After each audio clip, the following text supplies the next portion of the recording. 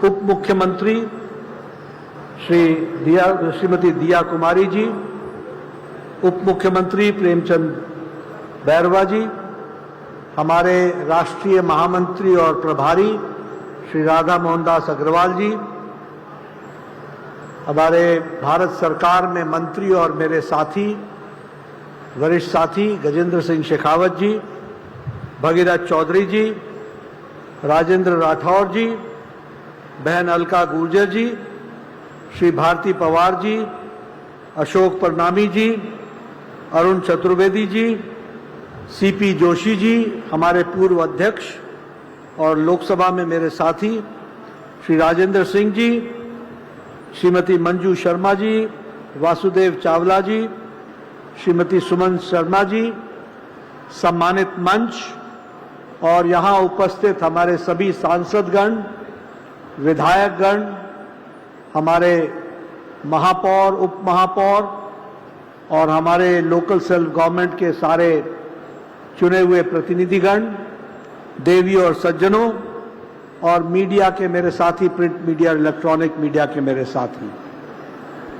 आज मेरा सौभाग्य है कि मुझे पुण्य श्लोक माता अहिल्याबाई होलकर जी के 300 साल के जन्म जयंती पर यहाँ आने का सौभाग्य प्राप्त हुआ।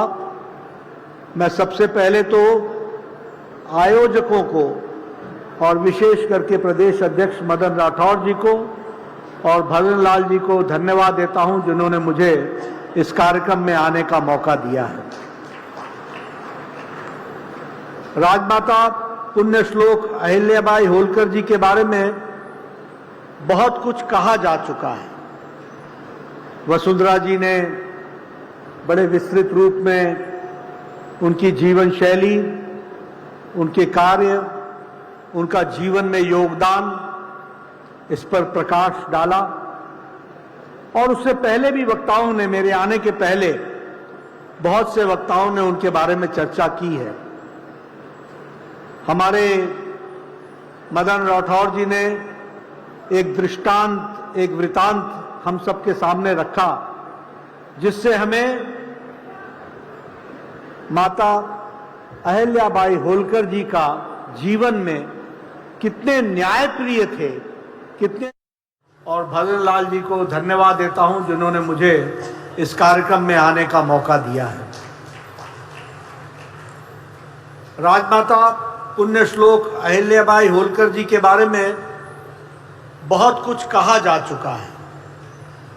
वसुंधरा जी ने बड़े विस्तृत रूप में उनकी जीवन शैली, उनके कार्य, उनका जीवन में योगदान, इस पर प्रकाश डाला और उससे पहले भी वक्ताओं ने, मेरे आने के पहले बहुत से वक्ताओं ने उनके बारे में चर्चा की है।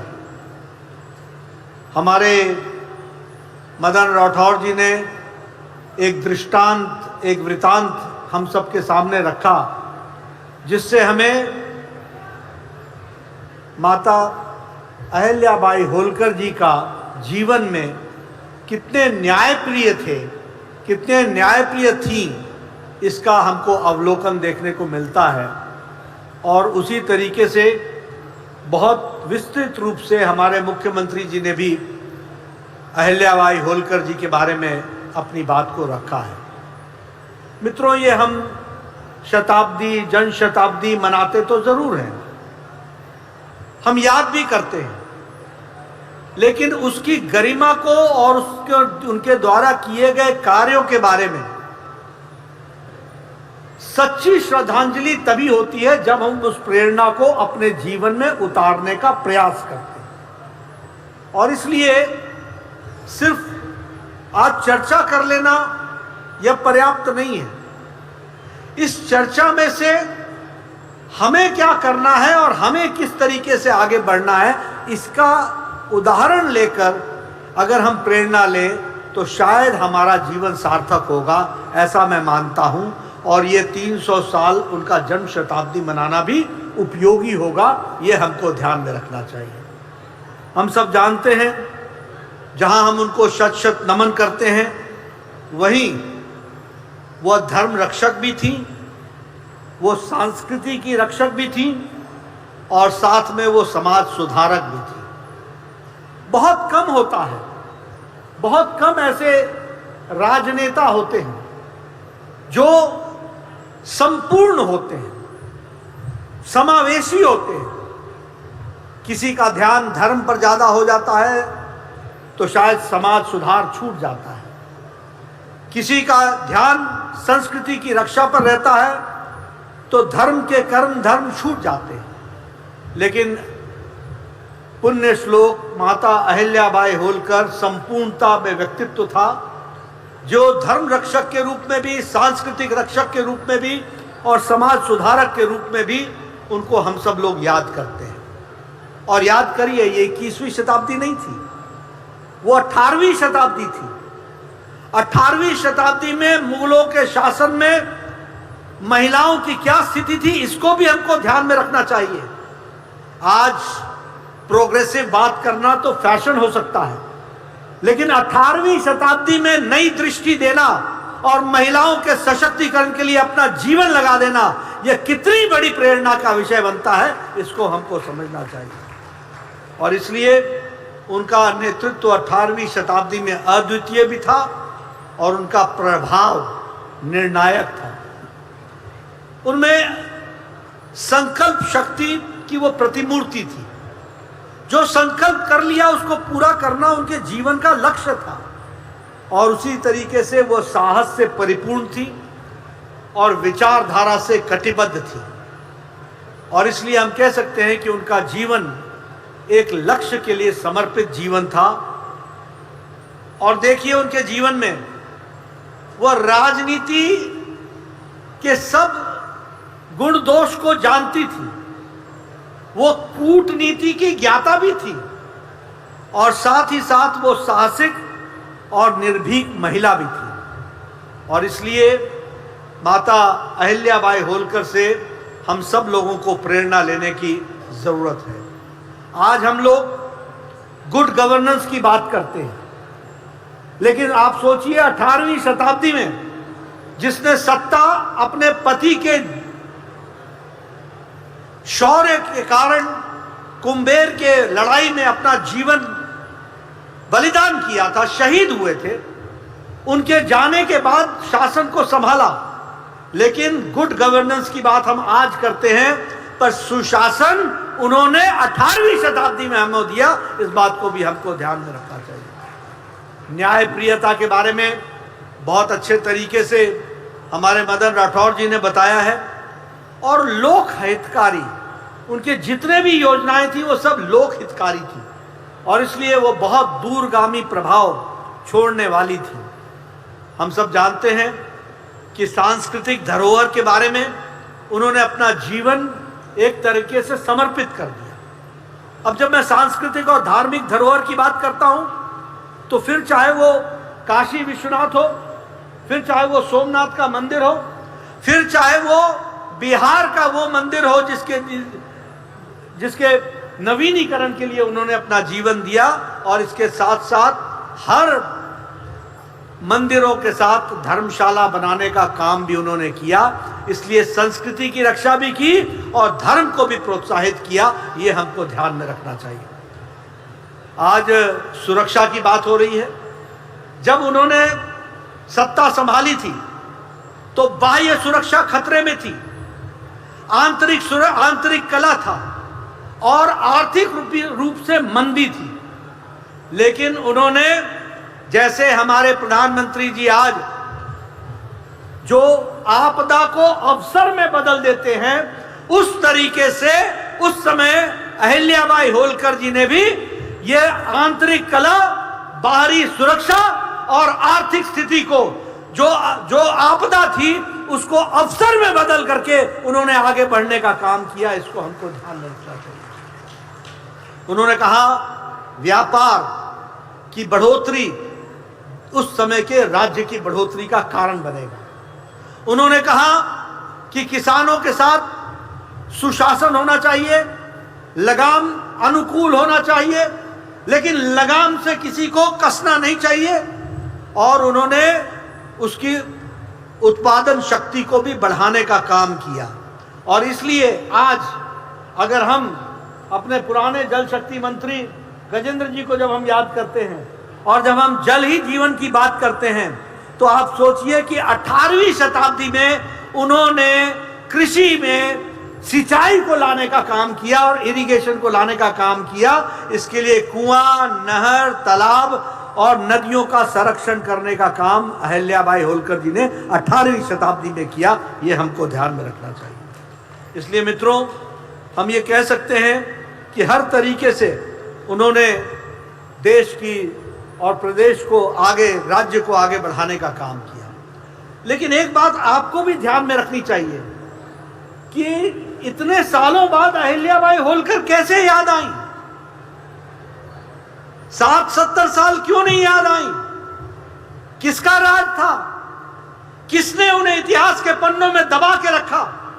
और कौन है वो भारतीय जनता पार्टी, राष्ट्रीय पार्टी, जो आज अहिल्याबाई होलकर के हर कार्यक्रम के माध्यम से उनको देश के सामने लाने का प्रयास किया गया है? इस बात को समझ लेना चाहिए।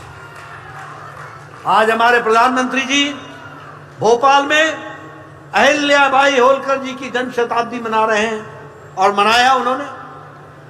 मुझे यहां आने का सुअवसर मिला।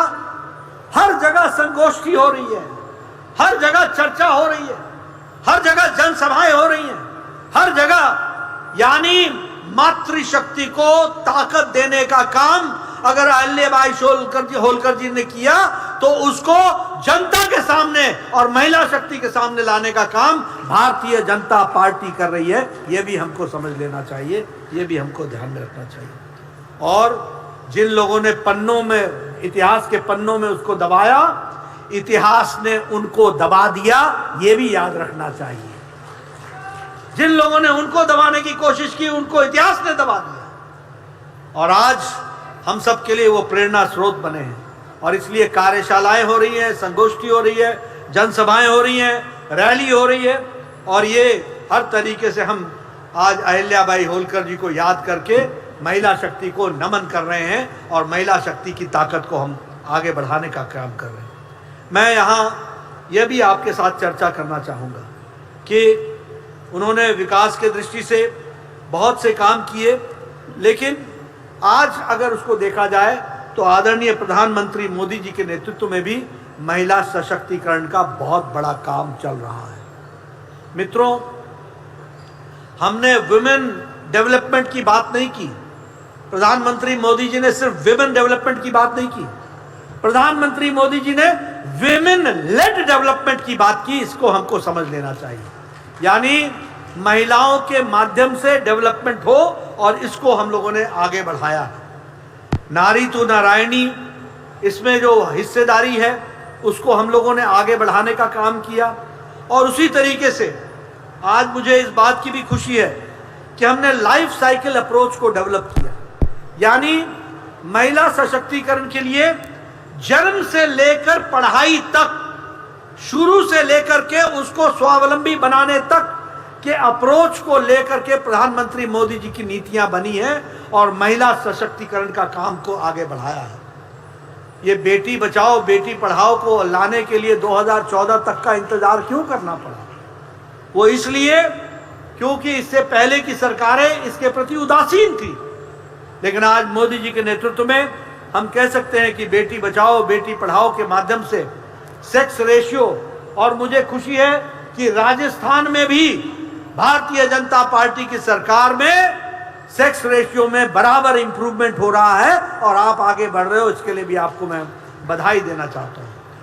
पोषण अभियान, और उसी तरीके से बातें बहुत छोटी हैं, लेकिन आपको मालूम होना चाहिए कि गर्ल्स का टॉयलेट स्कूल में नहीं था, किसी ने इसकी चिंता नहीं की। और इसके चलते बच्चियों का 5वीं क्लास के बाद ड्रॉप आउट शुरू हो जाता था। बात बहुत छोटी सी दिखती है, लेकिन किसी ने इसकी चिंता नहीं की। लेकिन आपको जानकर के खुशी होगी कि प्रधानमंत्री मोदी जी ने इसके टॉयलेट्स बनाने का काम किया और लगभग 1 करोड़ टॉयलेट्स बना करके बच्चियों की ड्रॉप आउट रेट को बढ़ाने का काम किया, इसको आगे बढ़ाया गया। उसी तरीके से सुकन्या समृद्धि योजना में 4 करोड़ 1 लाख अकाउंट ओपन किए गए। नारी शक्ति वंदन अभियान में मैं बड़े गौरव के साथ कह सकता हूं और जिम्मेवारी के साथ कह सकता हूं कि अब 2029 में जो पार्लियामेंट बनेगी उस पार्लियामेंट में 33% महिलाएं पहुंचने वाली हैं। 33% महिलाएं पहुंचने वाली। तो अहिल्याबाई होलकर ने जो सपना देखा होगा उसको साकार करने का काम किया तो नरेंद्र भाई मोदी जी हमारे प्रधानमंत्री जी ने किया है। यह भी हमको ध्यान में रखना चाहिए। प्रधानमंत्री मातृत्व वंदना योजना और जल जीवन मिशन, मैं बार बार इसकी चर्चा करता हूं। मैं पहाड़ से आता हूं, मुझे मालूम नहीं, लेकिन आप बताइए कभी आपने गांव में कोई तस्वीर देखी है कि पुरुष घड़ा उठा करके पानी ले जा रहा हो? देखी है? अगर आपने तस्वीर देखी होगी तो हमेशा बहनों ने घड़ा उठा करके पानी। और जल जीवन मिशन में ये मोदी जी हैं जिन्होंने आपके सर से घड़ा उतरवाया है और घर में पानी पहुंचाया है। ये आपको समझ लेना चाहिए। बोलिए, ये नारी शक्ति के प्रति सशक्तिकरण है कि नहीं है? मैं आपसे पूछता हूं, टॉयलेट्स की बात तो मैंने कर ली। जब प्रधानमंत्री मोदी जी ने लाल किले के प्राचीर से कहा था कि स्वच्छता अभियान शुरू होगा, तो इन कांग्रेस के लोगों ने मजाक उड़ाया था। कहा था ये अनभिज्ञ हैं, उनकी हंसी उड़ाई गई थी।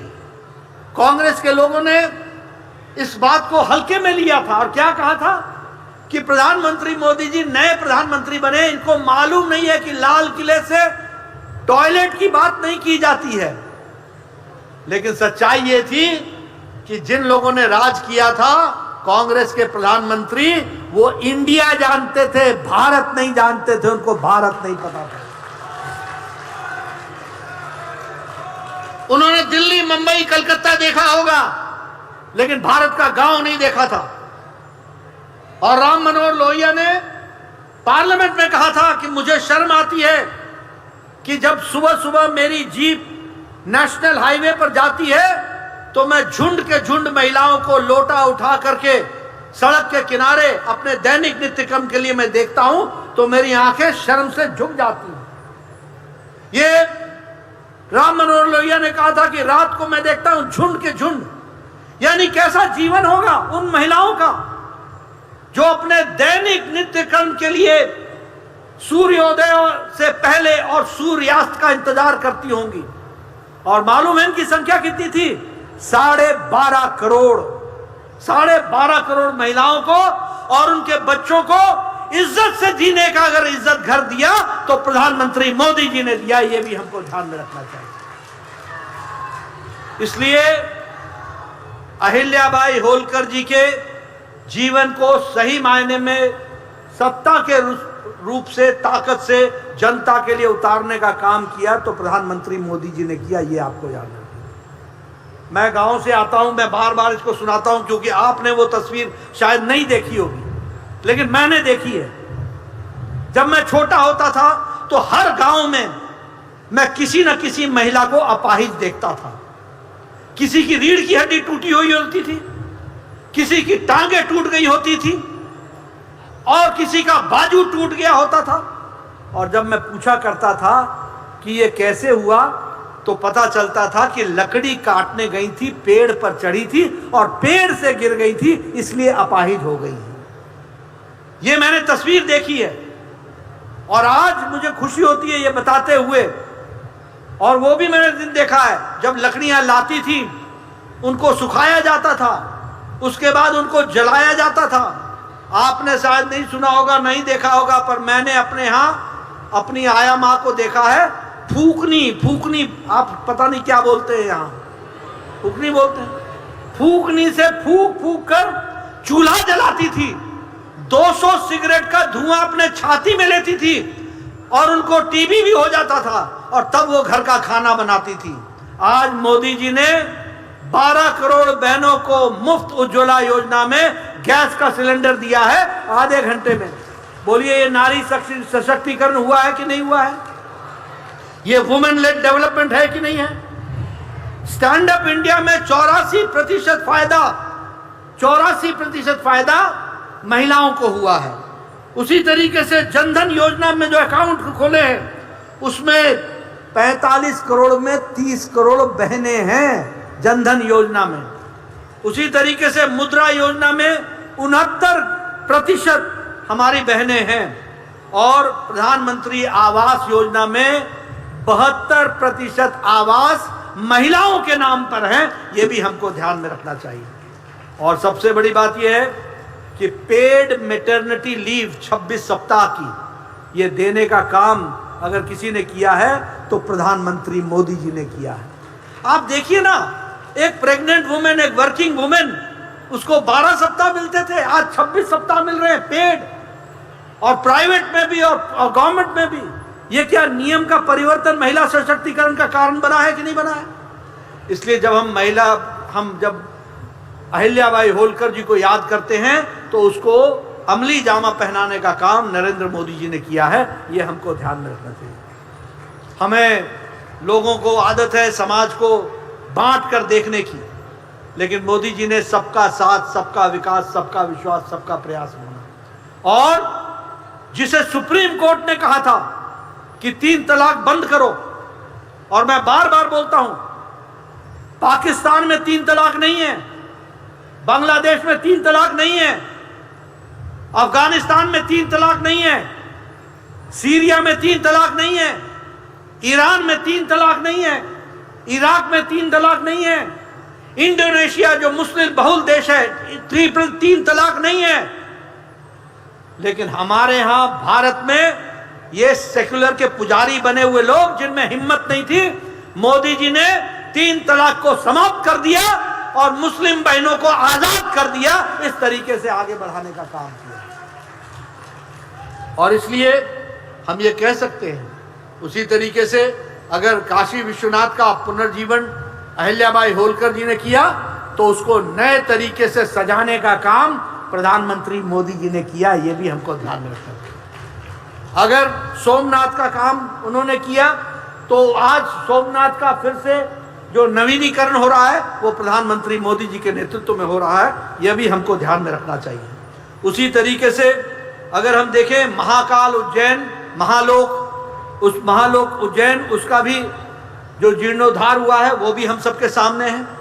4 धाम की यात्रा यानी सांस्कृतिक दृष्टि से भी हम लोगों ने उसको जोड़ने का प्रयास किया है और आज प्रसाद योजना के तहत ये सारा काम तीव्र गति से चल रहा है।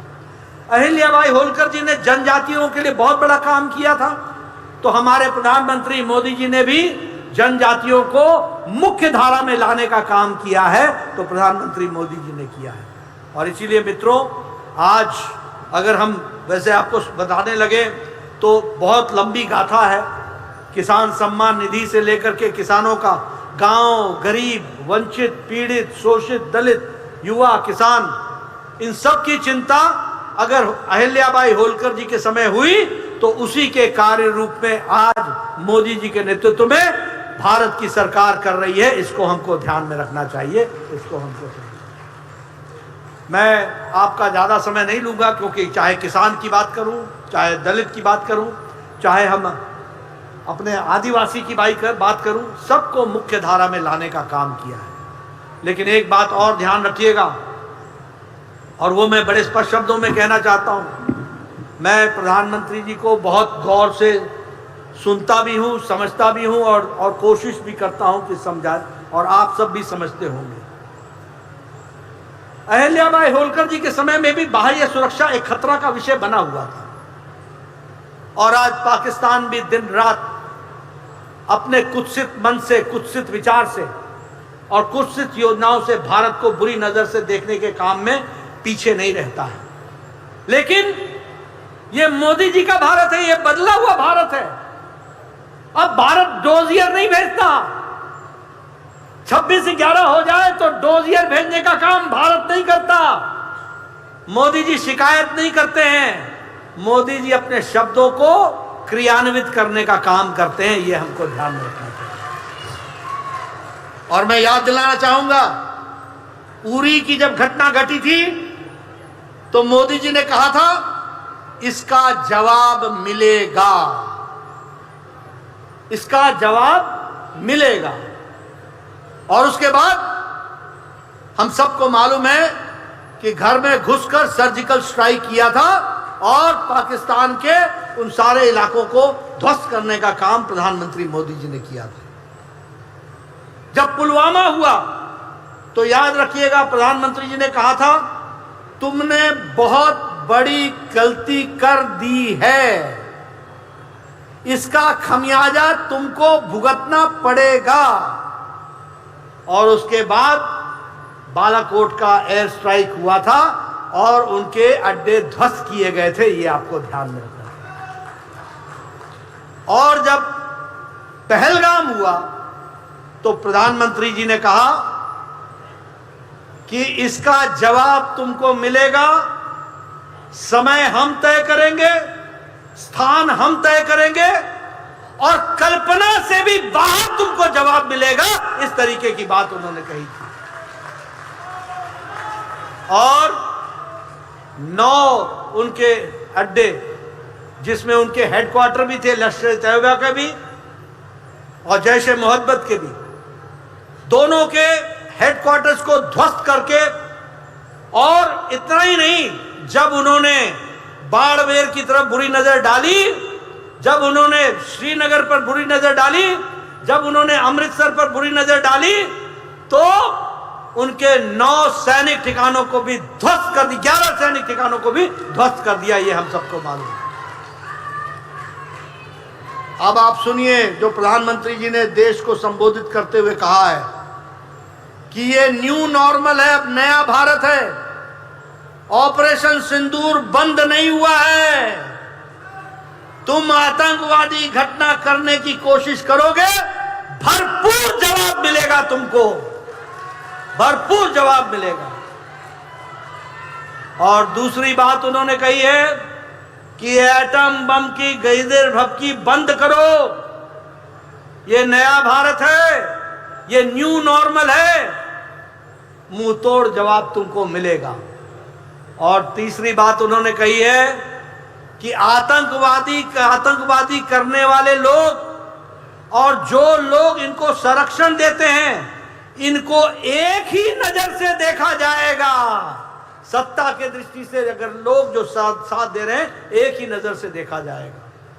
इसलिए मित्रों, मैं ये जरूर कहना चाहता हूं कि आज बदलता हुआ भारत है और आपने देखा कि तीनों बार मोदी जी के नेतृत्व में घर में घुसकर, और पुलवामा अटैक के बाद तो पाकिस्तान के 4 दिन के अंदर छक्के छूट गए, घुटने टेक दिए, ये भी हम लोगों ने देखा है। इसलिए मित्रों, मैं एक ही बात कहना चाहता हूं, सुरक्षित भारत, सामर्थ्यवान भारत मोदी जी के नेतृत्व में आगे चल रहा है और हम सब लोग अहिल्याबाई होलकर जी से प्रेरणा लेकर सुरक्षित भारत को आगे बढ़ाने का काम हम सब लोग मोदी जी के नेतृत्व में कर रहे हैं। भारतीय जनता पार्टी के एक